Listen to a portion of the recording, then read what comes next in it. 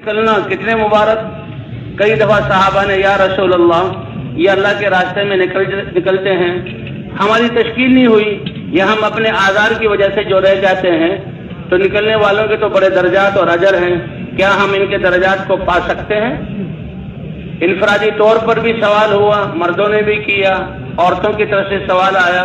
اجتماعی طور پر بھی سوال ہوا. حضور صلی اللہ علیہ وسلم نے فرمایا یہ بتاؤ کہ جب وہ اللہ کے راستے میں نکلیں تو تم اس وقت نماز شروع کر دو، اور وہ اللہ کے راستے میں نکلیں تم روزہ شروع کر دو. تو روزہ بھی رکھو اور نماز بھی پڑھو، اور ان کے واپس آنے تک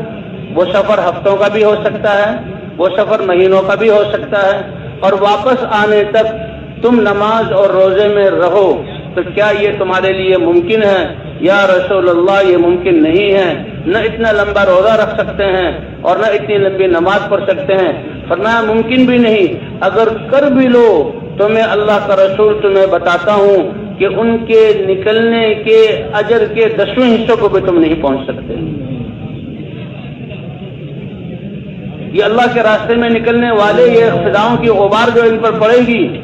اللہ جہنم کی آگ کو درکنار دھوئیں سے بھی اللہ محفوظ فرما لیں گے. اور یہ راستہ قربانیوں والا ہے، اور قربانیوں اور ناگواریوں کو برداشت کرنا، اس پر اللہ کی طرف سے ہدایت کے فیصلے ہوتے ہیں. ایک اور حدیث جس کا مضمون یہ ہے کہ قیامت میں جب نفسا نفسی کا عالم ہوگا تو کچھ لوگ ایسے ہوں گے کہ اللہ تعالیٰ ان کو اپنے عرش کے سائے کے نیچے ممبروں پر بٹھائیں گے، اور وہ اللہ کے اس اعزاز سے بہت خوش ہوں گے، اور وہ دیکھیں گے کہ ان کے ممبر اور عرش کے بیچ میں مشک کے ٹیلے بنے ہوئے ہیں، اور کچھ دیر بعد ایک ہوا چلے گی عرش کی طرف سے، کیا وہ پیاری اور کیا وہ اچھی ہوا ہوگی، وہ اس مشک کو اڑائے گی. سب سے پہلے ان کے جسموں پر وہ مشک گرے گی اور فضا ساری مشک والی ہو جائے گی.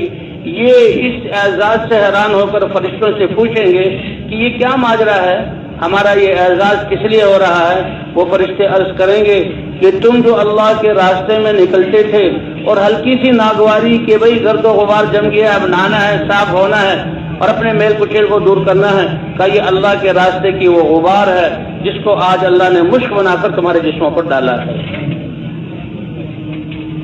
اس لیے بھئی اللہ کے راستے میں نکلنے کی نیت کیا ہو،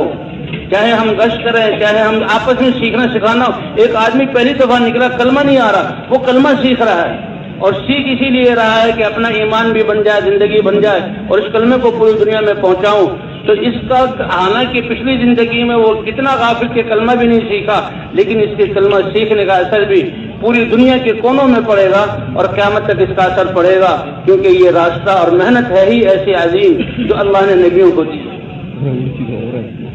اس لیے ہماری نیت تو وہی پوری دنیا کی نہیں ہے، اللہ ساری انسانیت کو ہدایت دے دے اور جہنم سے بچ کر جنت میں جانے والے بن جائیں. اے اللہ امت مسلمہ اس دین پر ہدایت تو اللہ دیں گے، وہ اللہ کے علم میں ہے، لیکن ہم مکلف ہیں جسے اللہ کے رسول سارے انسانوں کی ہدایت کے انتہائی طلبگار تھے اور اس کے لیے فکر مند رہتے تھے. اس لیے بھائی ہمارے سینوں میں بھی جو دل دھڑکیں اور ان میں جو غم ہو، ساری انسانیت کی ہدایت کے لیے اللہ ہدایت دیں گے. لیکن ان کی نقل و حرکت سے جن کو اللہ ہدایت دیں گے ان کی ہدایت پر آنے کا اور ان کے اپنی زندگیوں میں اعمال کرنے کا اور پھر اللہ کے راستے میں نکل کر قربانیاں کرنے کا اور ہدایت کا سلسلہ جو قیامت تک ملے گا. تو یہ پہلی جماعت جو ذریعہ بنی ہے، اللہ سب کو ان کی قربانی اور اعمال کا پورا ثواب دیں گے، اور ان میں سے ہر ایک کو اللہ ان کی ساری زندگیوں کا ثواب عطا فرما دیں گے.